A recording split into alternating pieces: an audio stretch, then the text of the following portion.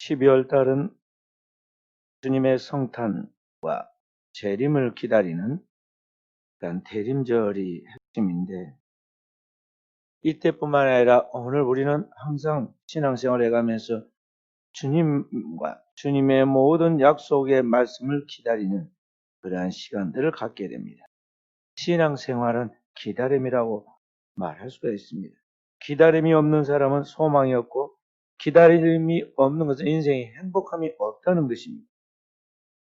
오늘날 우리의 인류는 스스로 만족하고 행복하고 잘 살아보겠다가 그렇게 꿈을 갖고 자기 나름대로 이상적인 유토피아를 건설하려고 온갖 것들을 다 개발하고 제조하고 만들어냈는데, 결과가 뭐냐면 세상은 더욱 좋지 않은 세계로 되어져 가고 있다는 것입니다.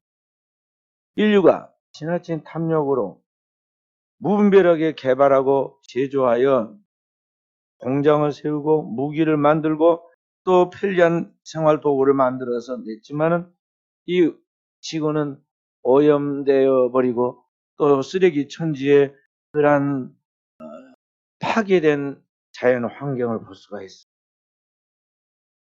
이 우주 수많은 행성들, 그 별들 가운데서 유일하게 인간의 생명체가 살아갈 수 있는 별은 이 지구 하나밖에 없는데, 이 지구가 지금 마지막 살아보려고 몸부림을 치는 그런 몸살을 앓고 있다고 볼 수가 있습니다.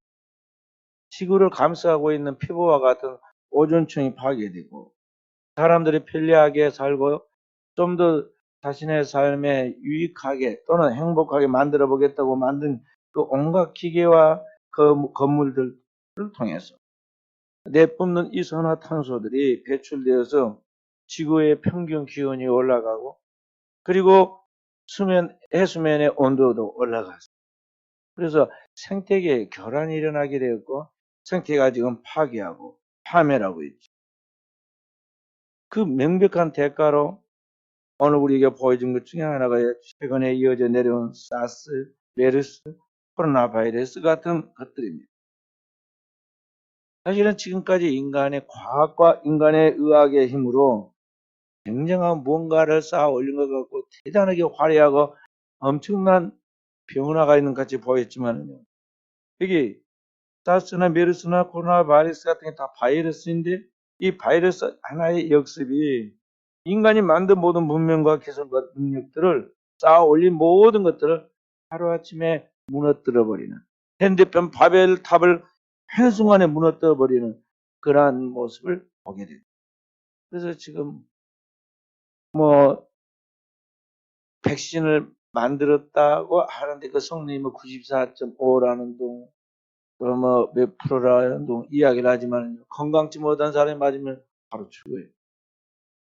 그리고 그걸 안 맞은 것이 차라리 더 낫지, 맞아놓고 언제 걸릴지 안 걸릴지도 모르고 그걸 맞아놓고 그렇게 하는 것이 유익하지 않을 수도 있어요. 그러니까 불완전한 기술이라는 것이죠.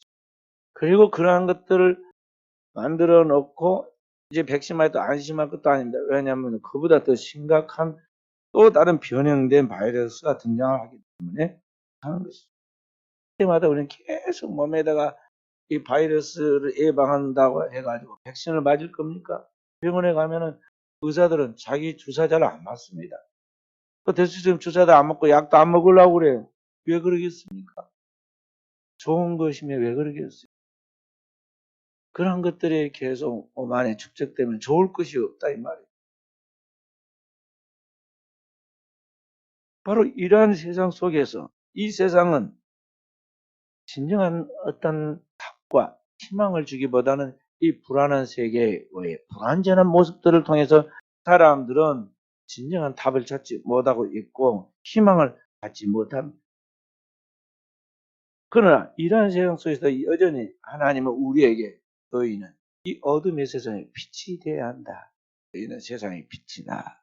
우리에게 명명하시고 또 이 부패하고 파괴되고 썩어가는 세상에 너희는 소금이 되어야 한다. 너희는 세상의 소금이라고 주님께서 말씀하십니다. 주님의 말씀은 어제나 영원토록 동일하시기 때문에 우리는 이 세상의 빛이며 이 세상의 소금이에요. 그러기 위해서 오늘 우리는 소금이 그 맛을 잃어버리면 안 되듯이 빛이 그 빛의 밝음에 자신의 그 실체를 잃어버리면 안 되듯이 오늘 그리스도인으로서 이 세상 속에서 그리스도인다운 그러한 신앙의 그 핵심들, 그 정체성을 놓쳐서는 안 된다는 것입니다. 그래서 우리는 내가 진정한 하나님의 백성으로서 세상을 살리는 빛과 소금과 같은 제자인가?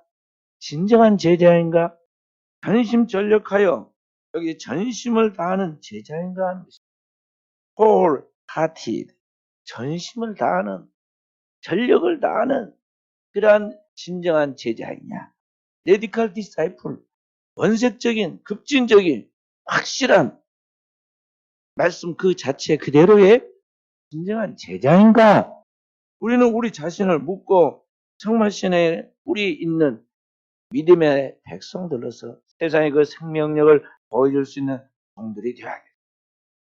그러기 위해서 12월 이 대림절에 이 부분을 제가 단계 지금 말씀을 드리려고 하고 있습니다. 그래서 오늘은 첫 번째로 오늘 말씀드렸던 것이 오늘 우리가 진정한 주님의 제자 다음을 닮아가도록 하기 위해서는 이 세상에 순응하는 사람이 아니라 이 세상으로부터 우리가 순응하지 않은 불순응 또는 이 세상에 동화되어 흘려가는 것이 아니라 동화되지 않는 그러한 제자가 되어야 한다 하는 것을 말씀을 드렸습니다. 어느 순간인가 마치 부패한 그 과일이 한쪽이 부패했는데 한 이틀 지나고 나니까 반이 썩어버리고 나중에 한 며칠 있다 보니까 완전히 골아버렸어요. 먹을 수 없은 것 같지. 오늘 우리가 이 세상에 자기도 모르게 거기에 끌려가고 거기에 젖어들어서 순응해서 완전히 부패한 사람이 되고 만다는 거죠. 주님이 2000년 전에 이스라엘 백성들 가운데 오셨을 때 그들은 그토록 수천 년 동안 아브라함 이후 오랜 세월을 하나님 여호와를 부르고 하나님이 보내신 메시아를 기다리고 대망하며 노래하고 찬양하고 기도하고 주님의 오심을 그렇게 갈망했습니다. 그러나 막상 그들 가운데 세상에 참 빛으로 주님이 오셔서 빛을 비치니까 하나도 주님을 알아보지 못합니다. 주님께서 이 땅에 와서 세상에 참 빛을 비추실 때 자기 백성들이 그를 영접지 아니하였다. 이는 그들에게 어둠이 너무 짙어가지고 그 빛을 알아보지 못했다고 그랬어요. 그렇듯이 주님이 오셔서 진리의 참 빛을 비추시고 진리의 말씀을 선포하시고 죽은 자를 살려내고 병들을 낫게 하고 천국의 그 놀라운 진리들을 비유들을 다 하나하나 설명해 보여주고 말씀했지만은 그들은 주님의 말씀을 전혀 이해하거나 또는 그들을 받아들여서 소화하거나 그 말씀 가운데 진짜 답을 찾지 못합니다. 그러니까 그들은 살아있지만 죽은 송장이다만 껍데기는 아브라함의 혈통을 가진 믿음의 경건한 백성처럼 그렇게 종교적인 직분, 사회적인 직위, 그리고 그들은 그렇게 옷차림을 경건하게 입고 대제사장으로서 저기관으로서 율법사로서 교회 안에서 성전 안에 자기의 직위를 딱 지키고 있었지만은 주님이 보니까 완전히 지금 송장이 악취가 가득한 벌레가 가득한 지금 송장이야. 껍데기만 그럴듯하게 번드러만 그런 모습이지 알맹이는 없더라는 거예요. 그래서 주님께서 회칠한 무덤들아 외식하는 서기관과 바리새인들이요. 그들에게 그대로 나가면 너희는 지옥이다 말씀하시고 너는 천국문을 가로막고 서서 너도 지옥 갈 건데 너희가 전도에 데리고 온 사람도 배나 지옥 자식 만들고 있다 하고 이야기했어요. 요한은 더 직설적으로 말하기에 이 독사의 자식들아 뱀들의 새끼들아 막 그러면서 얼마나 신랄하게 말했어요. 그러니까 오늘의 이 시대에 우리가 그럴 수 있다는 것입니다.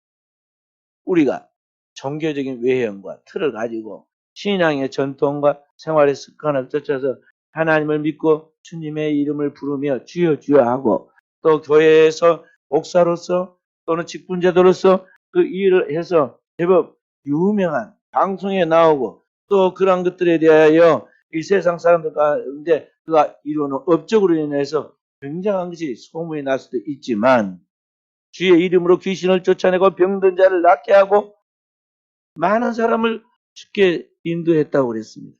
그런데 주님께서 말씀하기를 그들에게 대하여 내가 너희들 도무지 알지 못하니. 주님이 모른다는 건 뭐냐면은 하나님의 나라의 그 생명책이 기록되어서 너는 하나님의 영원한 자녀라고 하나님 인정 안 한다는 것이죠. 왜 그러느냐? 이 불법을 행하는 자들아.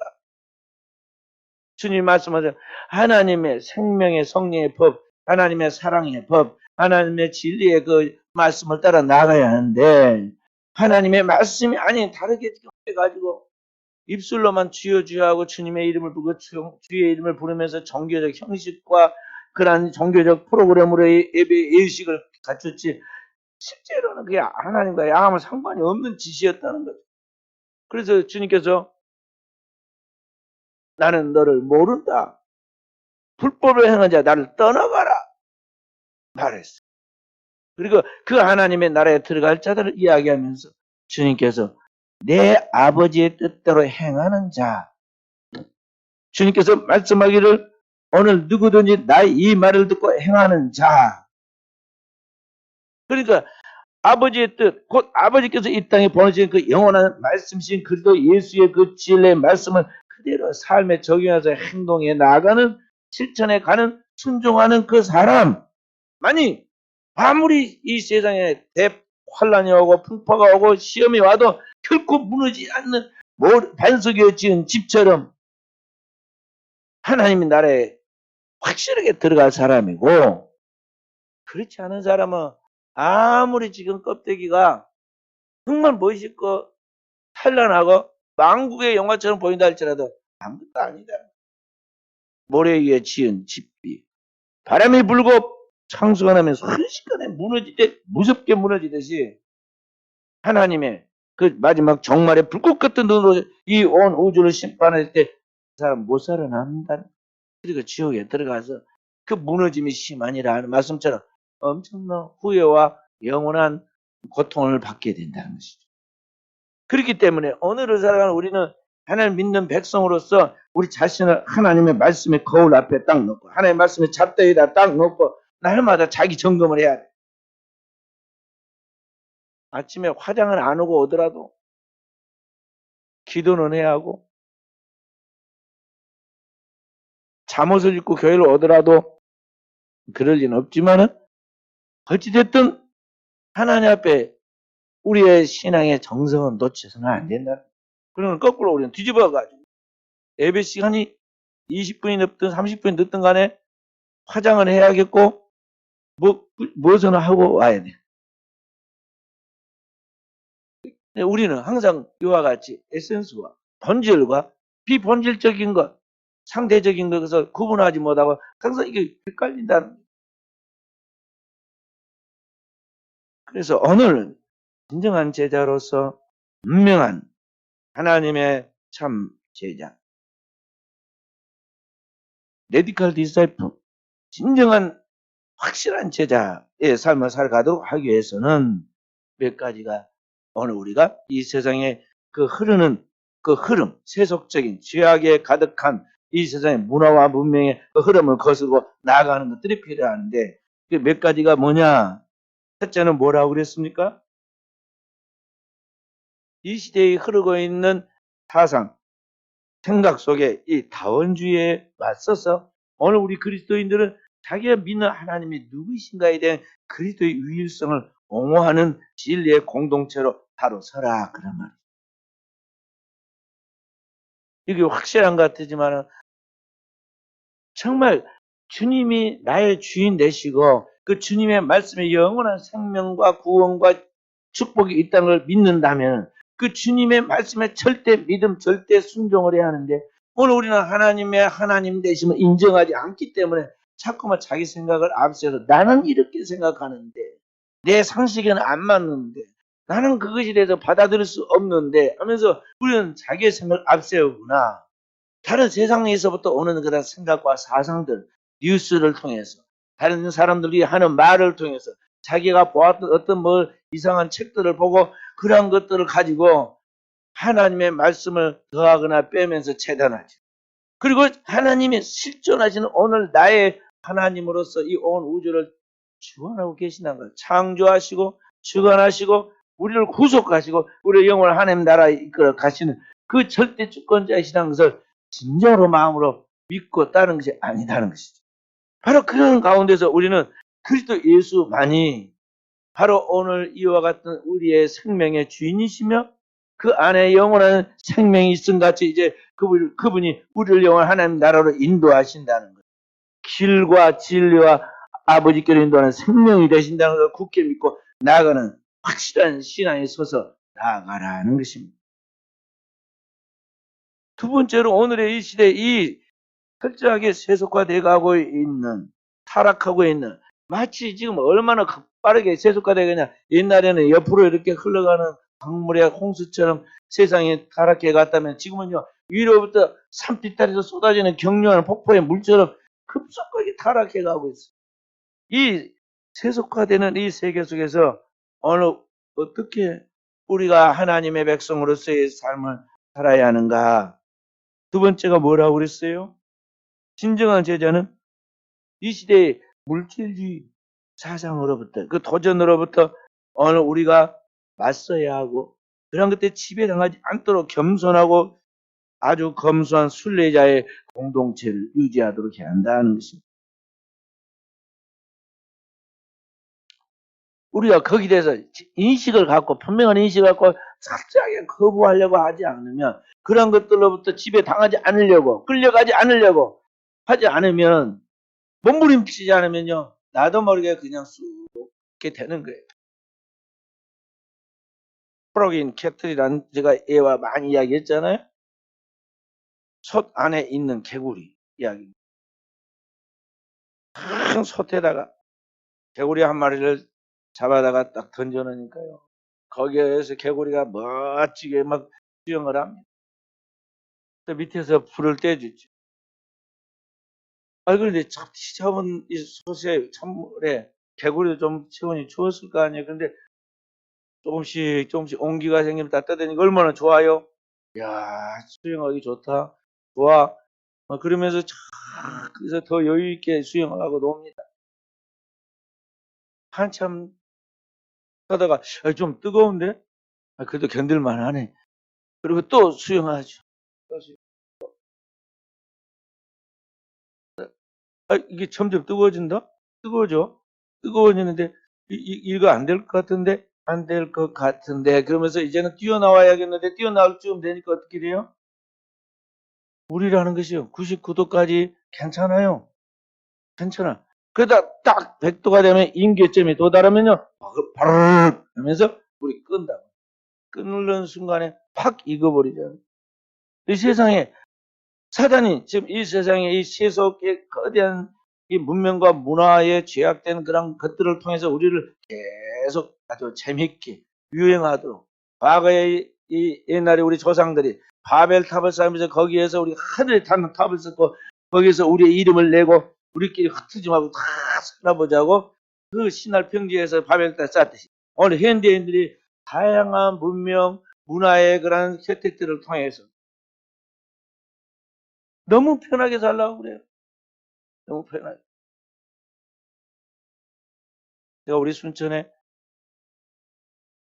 옛날에는 이쪽에가 완전히 산이었거든요. 이 연양도 조례동 이쪽이 완전히 산입니다. 산, 야산. 그리고 농부들이 살았어요. 그리고 어디가 저기 도시냐면은 지금은 순천의 구도시라고 부르고 있는 이 삼성생명 빌딩이 있는데 더 나아가면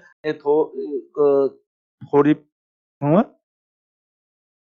순천 의료원, 순천 의료 거기가 중심지였어 중심.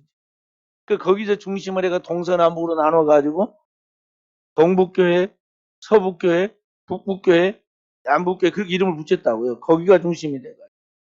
근데 저기 지금 뭐 거기가 어떻게 돼서요? 완전히 구도시야. 그리고 이게 여기 이쪽을 이제는 신도시라고 해.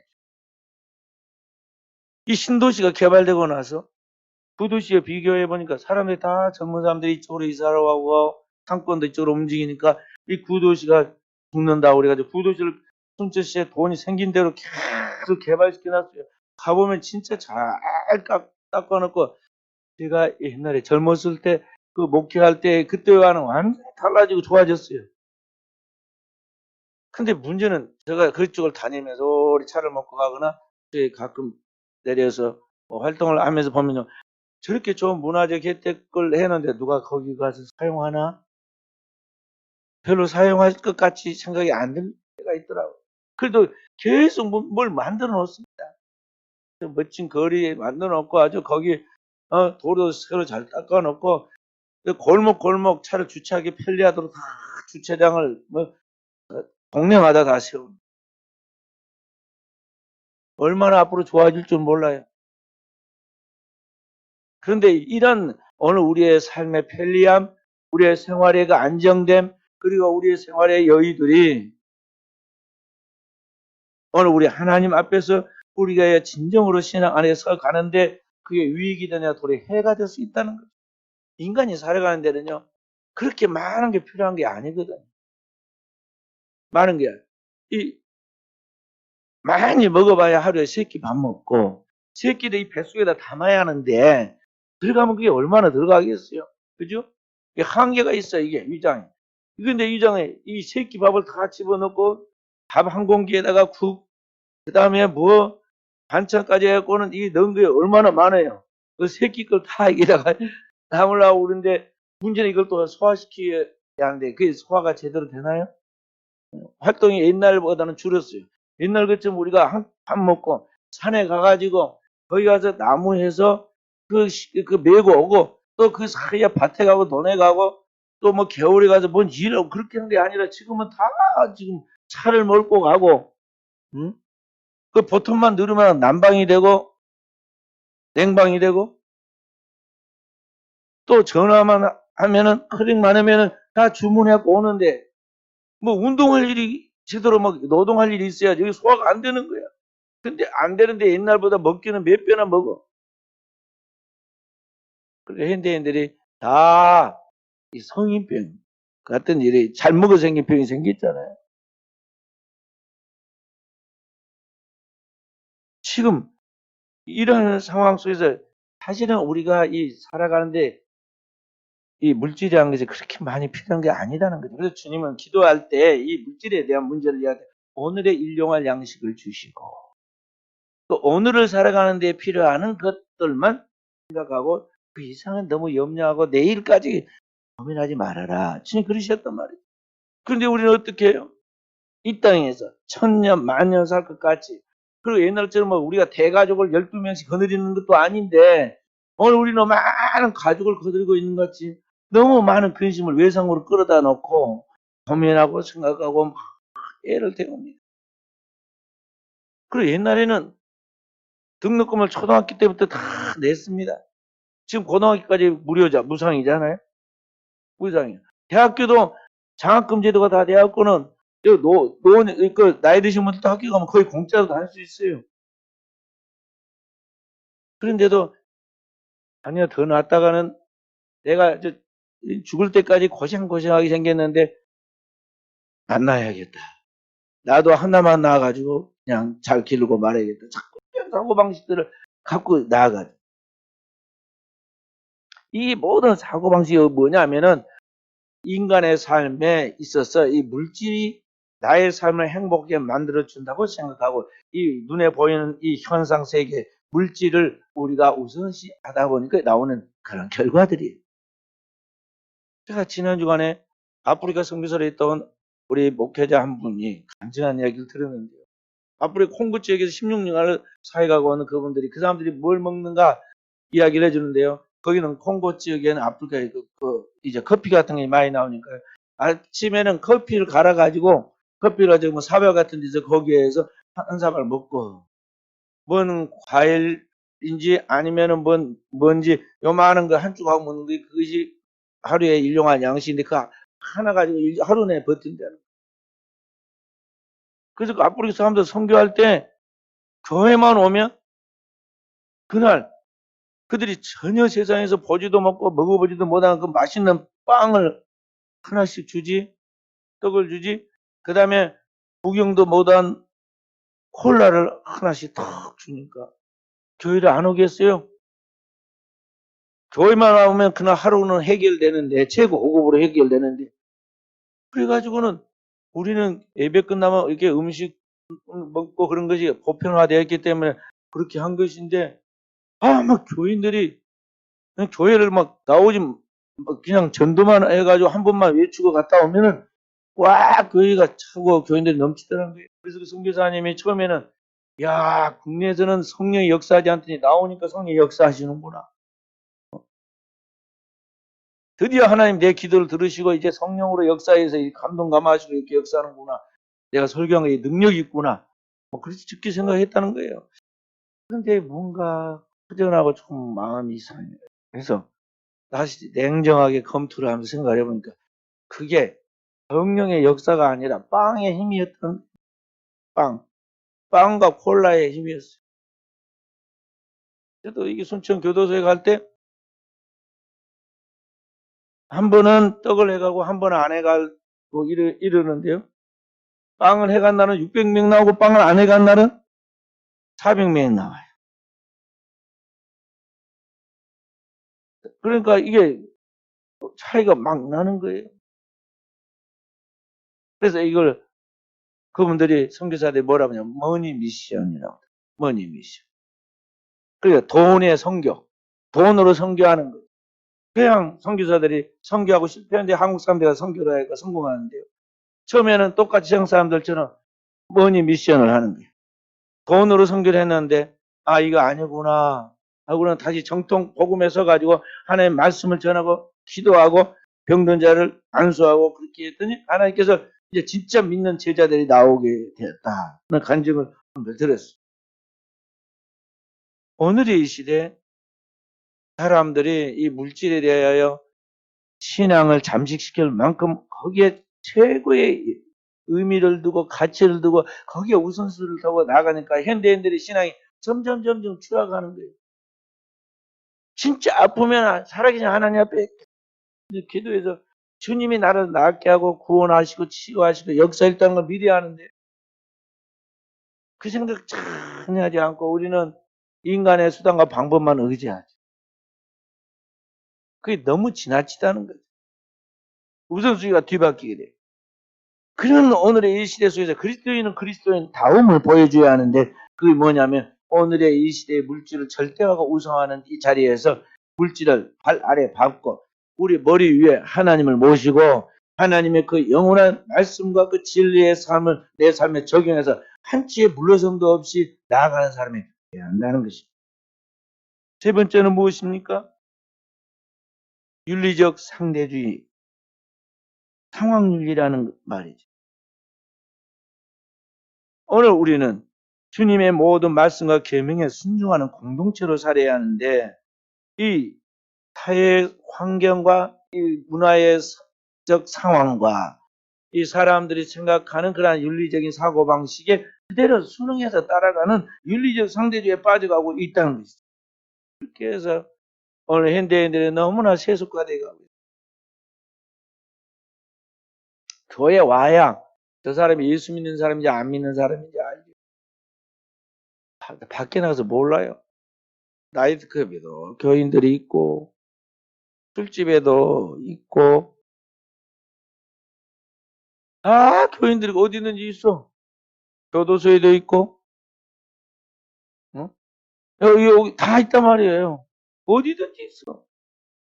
그러니까 이게 누가 크리스찬인지 몰라요. 교회 와봐야 알아. 저 사람은 지난번에 나이트클럽에서 같이 봤는데 못 본 채야지.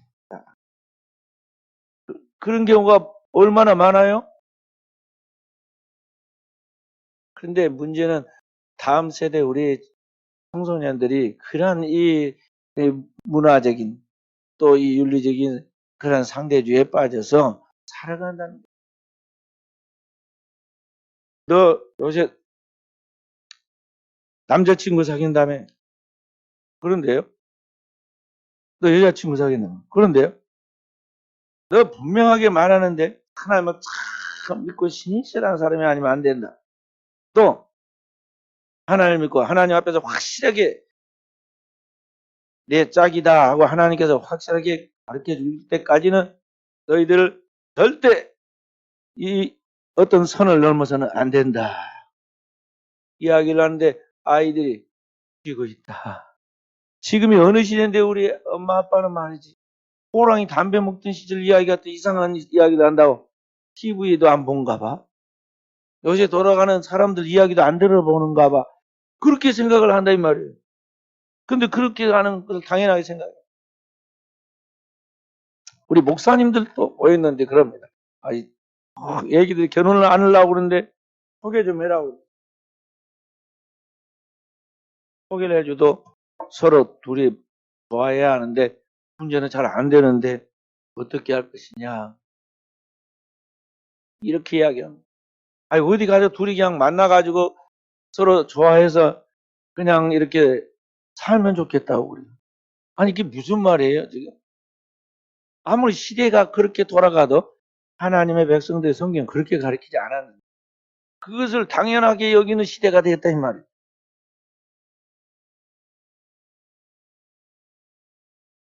이것을 윤리적 상대주의라고도 하고 인류에서는 situation ethics, 상황윤리라고도 해요. 상황에다가 맞춰가지고 하면 안 돼. 성경의 정의는 하나님의 그 규범을 따라가야지. 우리 그리스도인들은 그 하나님의 말씀을 따라가지 않냐고 내가 어떤 상황에다 맞추시면 시작은 괜찮고 굉장히 멋있어 보이고 매력적이게 보이지만 끝이 안 좋아요. 결과가 안 좋다 이 말이에요. 하나님의 출애굽한 이스라엘 백성들은 애굽에서 나와 가나안 땅에 갈 때 모세를 통해서 십계명을 주시고 그 말씀을 다 해석한 신명기의 말씀을 줄 때 뭐라고 그러냐면 너희 가나안 땅에 가면 그 땅의 백성들 완전히 진멸하고 죽이라는 거예요. 멸절시키고 사람이나 짐승까지도 다 내라고 악은 모두 모양을 버리라는 거죠. 그 땅에서 살아갈 때 이방 혼혈하지 말라고. 자녀의 짝을 구하려고 애굽으로 돌아가거나 또는 애굽에 있는 이방 여인을 데려오거나 그런 식으로 이방 혼혈하지 말라고 그랬어요. 이스라엘 백성들 그걸 전통을 지키려고 애를 씁니다. 바벨론에서 귀환했던 이스라엘 백성들이 크게 하나님 앞에 고민하고 결단은 하나가 뭐냐면요. 바벨론에 70년 동안 포로 생활을 하는 동안에 그 땅에서 이방 여인들과 결혼한 사람들이 등장을 했어요. 심지어 자녀까지 낳았는데 이 문제를 어찌할 것이냐에 대하여 인간적인 정을 생각하거나 인간적인 도덕의 그런 관념을 생각하지 않고요. 하나님의 계명의 말씀을 써가지고 그들이 결정을 했어요. 잘라내야 한다. 우리의 삶 속에서 이게 잘못된 것은 반드시 해결해야 한다고 그래가지고 그 모든 이방 혼이라는 것을 다 이렇게 분별하고 그 다음에 갈라서게 하고 거기에 이제 그렇게 살아가기로 결정한 사람들의 이름을 써서 도장을 딱 찍었다.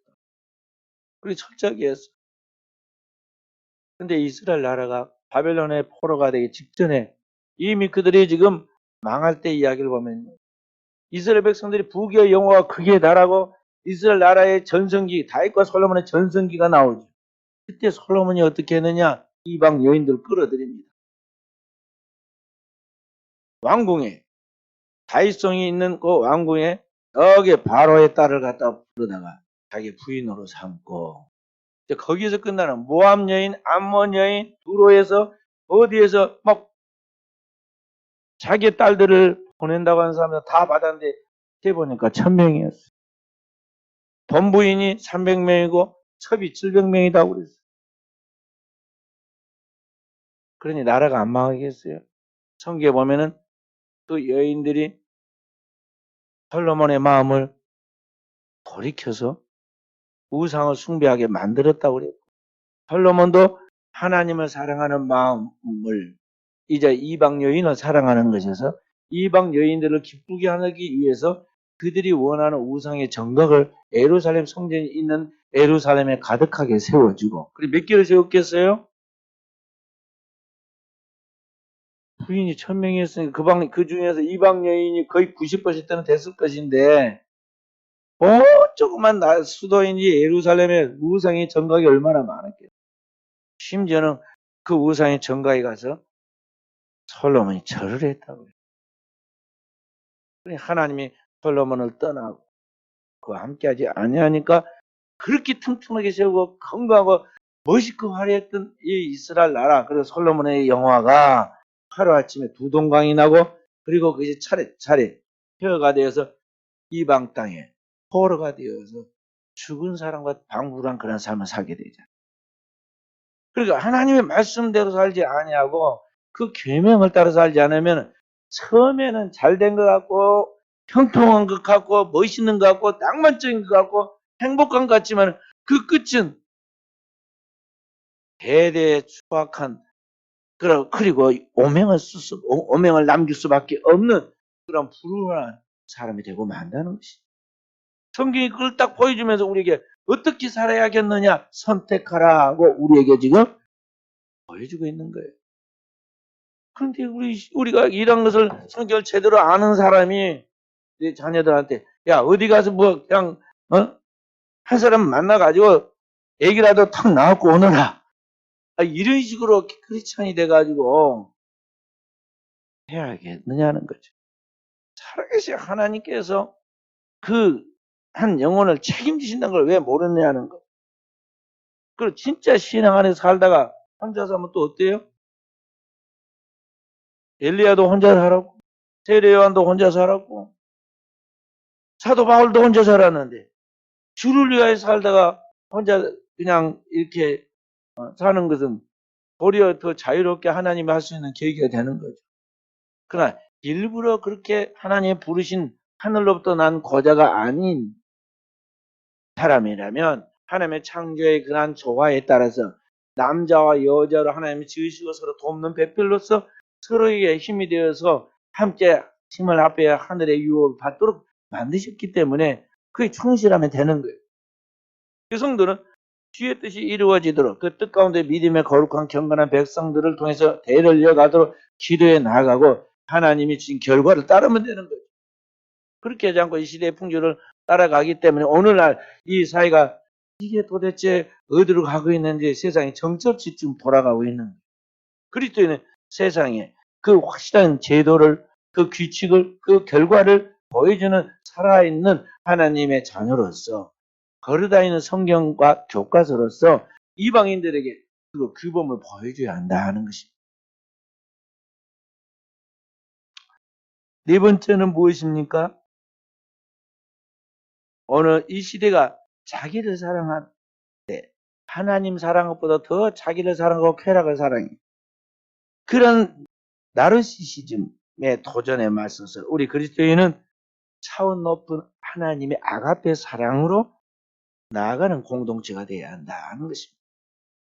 이 세상은 자기 사랑에 너무 지나쳐가지고 자기를 사랑하는 것이 하나님 사랑한 것보다 더 자기의 쾌락을 위해서 하나님을 이용하기까지 하는 시대가 됐다 이 말이죠. 근데 그것이 결과가 좋느냐? 반드시 그것은 불행하게 되어가고 있어요. 불행하게 되어가고.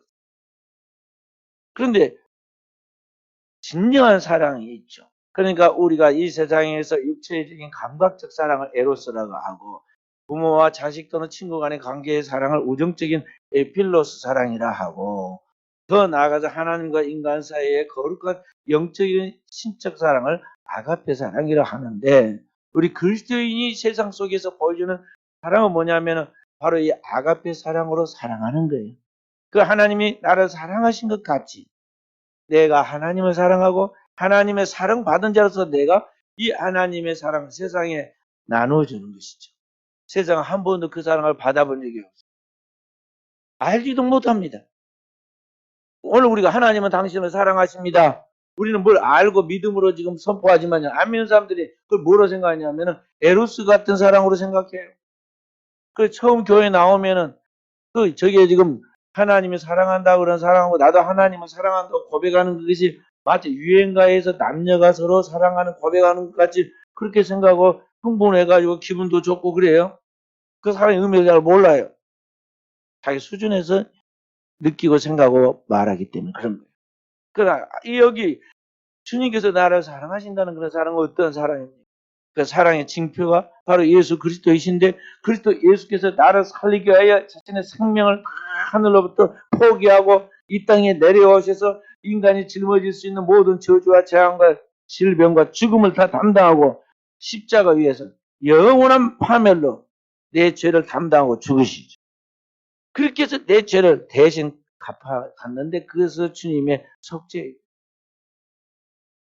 그리고 나를 대신해 내가 가야 할 지옥을 먼저 맛보시고 그 지옥의 문제까지 해결해 놓으신 다음에 그분이 아버지께로부터 죄를 사함받고 그리고 부활하심으로 영원한 속죄가 우리 가운데 이루어졌는데 그렇게 하기까지 그리스도께서 세상을 이처럼 사랑하셨는데 그 사랑으로 오늘 우리를 사랑하신다는 걸 알기 때문에 우리가 주님을 사랑할 때 그 순간 하나님의 받은 사랑을 그대로 화답해서 하나님을 거짓없는 믿음으로 사랑하는 것이고 그 사랑받은 자로서의 진짜 하나님의 사랑이 성령으로 우리 마음에 부음받았을 때 우리가 나도 그와 같은 사랑이 나오게 되는데 그렇게 할 때 손영호 목사님처럼 원수까지도 사랑할 수 있는 힘이 생기는 거예요.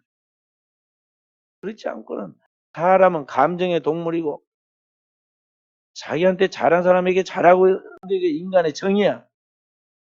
그렇기 때문에 나한테 자꾸 안 좋게 말하고 해코진 사람을 누가 좋은 감정이 일어나겠어요. 그 부부도 못 살고 헤어지잖아요. 그런데 원수를 어떻게 사랑하겠어요, 원수를. 구약에 지금부터 3000년 전에 다윗이 자기를 죽이려고 하던 원수인 사울 왕을 살려주었다는 것, 그것도 한 번도 아니고 두 번이나 살려서 줬다는 것은 그게 성령으로 그 마음에 하나님의 사랑을 부어준 것이 아니면 도저히 있을 수 없는 거예요. 있을 수 없는. 벌써 그분은 3000년 전 고대 사람이면 하나님으로 진짜 받은 사람이에요. 오늘의 시대에 우리는 확실한 제3위 하나님의 성령을 그때 예수의 피로 영원한 속죄와 함께 우리 마음에 부어주었으므로 그 성령 받은 사람으로서 주님이 나를 사랑 같은 사랑을 가지고 오늘 이 땅에 있는 사람들을 사랑하는 그런 영적 사랑, 아가페 사랑이 우리의 삶을 통해서 나타나므로 방황하는 상처 입은 고통받는 절망하고 있는 영혼들을 주님께로 인도하는 에너지가 되고 길이 되고 힘이 되어야 한다는 것입니다. 그래서 그것을 찾고 있어요. 이 하나님의 사랑을 찾고 있다는 것이죠. 근데 그 하나님의 사랑을 맛보게 만들 수 있는 그 촉매 역할, 그 중간 중매 역할을 누가 해야 하느냐면 오늘 예수 믿는 우리에게 달려있어요. 여기에 인력으로는 안 되는 거예요. 내 힘으로는 안 돼. 집안에 있는 원수도 내가 사랑 못 하는데, 나가서 누구를 사랑하겠어요? 나가서 누구를 사랑하겠느냐고. 그러니까 여기에 진짜 하나님의 은혜를 받아야 하고, 하나님의 성령은 사랑이시니까. 이 성령의 사랑의 은사를 받아야 돼요.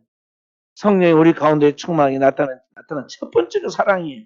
사랑과 희락과 화평과 오래전과 자비와 양성과 충성과 온유와 절제라. 사랑이. 외모와 상관없이 사랑이 저절로 되는 거예요.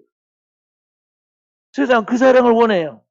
내 배우는 것도, 내 외모도, 나의 그러한 그 가정 환경도, 나의 여러 가지 그런 것도 보지 아니하고 나를 한 사람으로서 존중하고 한 영혼으로도 같이 생각하고 나를 돌봐주고 어떻게든 하나님 만나게 하려고 하나님 믿게 하려고 그렇게 챙겨주는 그 사람을 따르게 돼요. 그렇게 해서 그 영혼을 살려내는 거예요. 근데 현대 사회는 어때요? 사람을 외모로 평가합니다. 신체가 그럴듯하고 외모가 그럴듯하고 옷차림이 그럴듯하고 뭐가 그럴듯하면 그 사람에게 말이 조금 귀를 기울이고 그렇지 않으면 막 깔보고 무시하고 무관심하고 얼마나 그러한 사회입니까? 바로 그러한 사회 속에서 그리스도인은 사람을 또 볼 때 한 영혼으로 보고 주님이 그를 천하보다 귀하게 여기서 그를 위하여 자신의 생명을 주신 같이 오늘 우리도 이런 주님의 정신과 그러한 자세를 가지고 그런 마음을 가지고 영혼을 대해야 영혼이 우리에게 쳐지게 되고 접촉된 그 영혼이 살아나게 되는 거예요. 그렇게 되도록 오늘 우리는 하나님 앞에 기도해야 하는 것입니다. 오늘 이 사회는 마치 물이 흐르듯이 세상에 거대한 죄악에 세속된 물결이 흐르고 있는데 오늘 우리는 누구냐? 이 물을 거슬러 올라가는 물고기와 같은 것입니다. 이 시대의 문명과 이 시대에 흐르고 있는 문명의 그 상황의 모든 것 속에서도 거기에 파묻혀 끌려가거나 동화되거나 거기에 순응하는 것이 아니라 하나님의 그 말씀을 그대로 지키고 죽으면 죽으리라 믿음으로 붙들고 나아가는 사람이라는 거죠. 그렇게 믿음으로 나아갈 때, 기도하며 나아갈 때 성령께서 우리를 도우시고 우리의 삶 속에 역사하는 것입니다. 오늘 우리가 이와 같이 계속적으로 하나님 앞에 세상에 영향을 주는, 세상에 영향받는 것이 아니라 영향을 주는 사람으로 나아가게 하는 것은 오늘 우리가 진정한 그리스도의 사람으로 서가는 그리스도의 형상을 이루는 것에서 오늘 이와 같은 열매가 나타난다는 말. 오늘도 저와 우리 사랑하는 성도들이 주님의 진정한 제자로서 그리스도의 형상을 본받은 진정한 하나님의 그러한 제자로서 서감, 깨어서 기도하고 그 무장하고 나아감으로 이 시대의 영혼들을 주께서 붙여줄 때 한 영혼 한 영혼을 주님의 이름으로 생명체의 그 이름을 기록해서 나아감으로 우리 하나님 앞에 잘했다 착하고 충성된 종이라는 주님께서 내 보물을 하늘에 쌓아두라 하는 그 보물은 바로 하나님의 생명의 면류관을 우리가 쌓아가라는 것이고 하늘의 상급을 쌓아가라는 것이에요. 그렇게 해서 영혼을 살리면 다 사는 거예요. 오늘도 주님께서 우리를 부르신 그 목적이 저와 우리 사랑하는 성도들에게 그와 같은 좋은 하늘의 상급과 칭찬을 나타내서 영광 돌리는 승리자들이 되어지기를 주의 이름으로 축원드립니다.